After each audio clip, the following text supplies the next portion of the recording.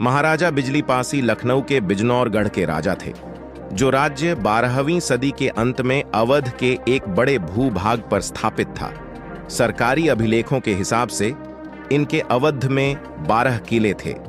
तो चलिए जानते हैं महाराजा बिजली पासी के बारे में। वीडियो में शुरू से अंत तक बने रहना और ऐसी ही इतिहास से जुड़ी जानकारी पाने के लिए हमारे चैनल वाव नॉलेज को सब्सक्राइब जरूर कर लेना और एक प्यारा सा कमेंट महाराजा बिजली पासी जी के लिए जरूर कर देना। महाराजा बिजली पासी 12वीं शताब्दी के उत्तरार्ध में अवध प्रांत के शासक थे। इतिहासकारों का मत है राजपासियों का राजकाल 945 से 1207 ईस्वी तक माना है। राजा बिजली पासी का राजकाल 1150 से 1184 ईस्वी गांजर युद्ध तक माना गया है। राजा बिजली पासी ने सर्वप्रथम अपनी माता की स्मृति में बिजनागढ़ की स्थापना की थी, जो कालांतर में बिजनौरगढ़ के नाम से संबोधित किया जाने लगा।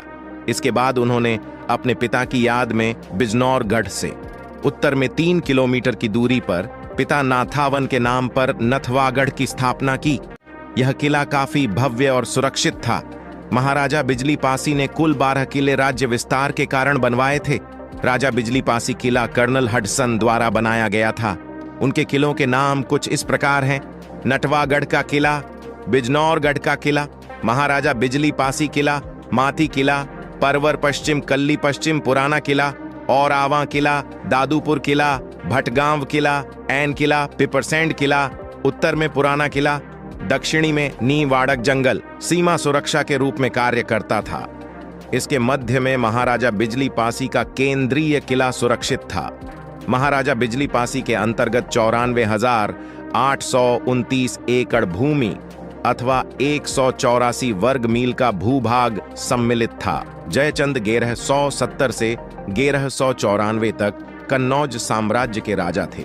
वो गहरवार राजवंश से थे, जिसे अब गढ़वाल राजवंश के नाम से जाना जाता है। जयचंद अपनी साम्राज्य की विस्तारवादी सोच के कारण वो अवध के बड़े भूभाग को जीतना चाहता था, जहां पासी राजाओं के स्वतंत्र राज्य थे, जिनमें से शक्तिशाली महाराजा बिजली पासी थे, जो 12 किलों के मालिक थे। जयचंद ने भारी कर की मांग रखते हुए उनकी अधीनता स्वीकार करने के लिए कहा था, जिससे राजा बिजली बलपूर्वक मना कर देते हैं, जिससे क्रोधित होकर जयचंद ने 2 बार अपनी सेना राजा बिजली पासी से युद्ध करने के लिए भेजा और दोनों ही युद्धों में राजा जयचंद को करारी शिकस्ती का सामना करना पड़ा, जिससे जयचंद को भारी क्षति पहुंची। बाद में उसने महोबा से निष्कासित आल्हा ऊदल को अपने तरफ मिलाकर जयचंद ने गांजर युद्ध अभियान छेड़ दिया था, जिसका उल्लेख आल्हा खंड में मिलता है। गांजर का युद्ध अवध के इतिहास में अपनी अलग ही पहचान बनाए हुए है, जो तराइन के युद्ध और चंद्रवार के युद्धों से पहले लड़ी गई थी। गांजर यानी अवध का वो भाग था जहां के ज्यादातर पासी राजा और अन्य राजा स्वतंत्र राज करते थे, जिसे जयचंद जीतना चाहता था, क्योंकि ये क्षेत्र मिलने से उसकी ताकत में वृद्धि होती। इसलिए जब उसके प्रयास विफल हो गए तो वो उसने महोबा से निष्कासित आल्हा ऊदल को, जो मशहूर योद्धा थे, उनको अपना सेनापति बनाया था। क्योंकि जयचंद की बुरी हार ने उसे आग बबूला कर दिया था। ये सारी लड़ाइयां एक दूसरे की अधीनता को लेकर हुई थीं। बाद में जयचंद ने कुटिलतापूर्वक एक चाल चली। महोबा के शूरवीर आल्हा ऊदल को भारी खजाना एवं राज्य देने के प्रलोभन देकर बिजनौरगढ़ एवं महाराजा बिजली पासी के किले पर आक्रमण करने के लिए प्रेरित किया था और गांजर युद्ध छेड़ा था। जयचंद ने सेना तैयार करवाई, जिसकी जिम्मेदारी अब आल्हा और ऊदल को दी गई थी। आल्हा ऊदल कन्नौज की सेनाओं को लेकर अवध आए और उनका पहला पड़ाव लक्ष्मण टीला था। लक्ष्मण टीला सुरक्षा की दृष्टि से सही नहीं था, इसलिए बाद में उन्होंने पहाड़ नगर टिकरिया में अपना पड़ाव डाला। जिस समय महाराजा बिजली पासी अपने पड़ोसी मित्र राजा काकोरगढ़ के किले में आवश्यक कार्य से गए हुए थे, उसी समय मौका पाकर आल्हा ऊदल ने अपना एक दूत इस संदेश के साथ भेजा कि राजा हमें अधिक धनराशि देकर हमारी अधीनता स्वीकार करें। यह सूचना तेजी से संदेशवाहक ने महाराजा बिजली पासी को काकोरगढ़ किले में दी। उसी समय सातनपट्टी के राजा सातनपासी भी किसी विचार विमर्श के लिए काकोरगढ़ आए थे। संदेश पाकर महाराजा बिजली पासी ने उनकी इस चुनौती को स्वीकार किया।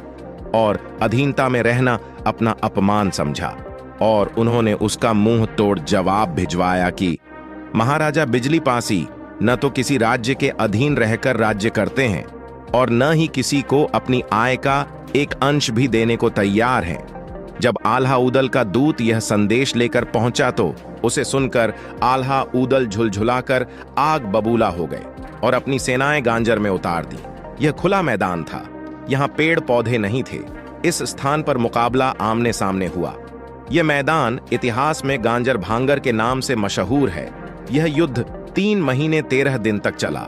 इस युद्ध में सातनकोट के राजा सातन पासी ने भी पूरी भागीदारी निभाई थी। युद्ध बड़ा भयानक था। इसमें अनेक वीर योद्धाओं का नरसंहार हुआ। गांजर भूमि पर तलवारें और खून ही खून था, इसलिए इसे लौह गांजर भी कहा जाता है। वर्तमान में इस स्थान पर गंजरिया फार्म है। इस घमासान युद्ध में पराक्रमी राजा महाराजा बिजली पासी बहादुरी से लड़ते हुए वीर गति को प्राप्त हुए। यह समाचार जब पड़ोसी राज्य देवगढ़ के राजा देवमाती को मिली तो वह अपनी फौजों के साथ आल्हा ऊदल पर भूखे शेर की भांति झपट पड़े। इस युद्ध की भयंकर गर्जन और ललकार सुनकर आल्हा ऊदल भयभीत होकर कन्नौज की ओर भाग खड़े हुए, परंतु आल्हा ऊदल के साले जोगा और भोगा को राजा सातन पासी ने खदेड़कर मौत के घाट उतार दिया और पड़ोसी राज्य से सच्ची मित्रता तथा पासी समाज के शौर्य का परिचय दिया। महाराजा बिजली पासी के किले के अलावा उनके अधीन 12 किलों का वर्णन इतिहास में बहुत ही सतही ढंग से किया गया है। बिजली पासी ने जयचंद से युद्ध किया और विजय सिरी प्राप्त की और अंत में लोगों ने उन्हें छल से मारा। महाराजा बिजली पासी जो एक संघर्षशील और पासी जाति के थे, उन्होंने अपने साम्राज्य और लोगों के लिए बहुत कुछ किया। उनके लिए एक लाइक और एक प्यारा सा कमेंट जरूर कर देना। मिलते हैं अगली जानकारी के साथ।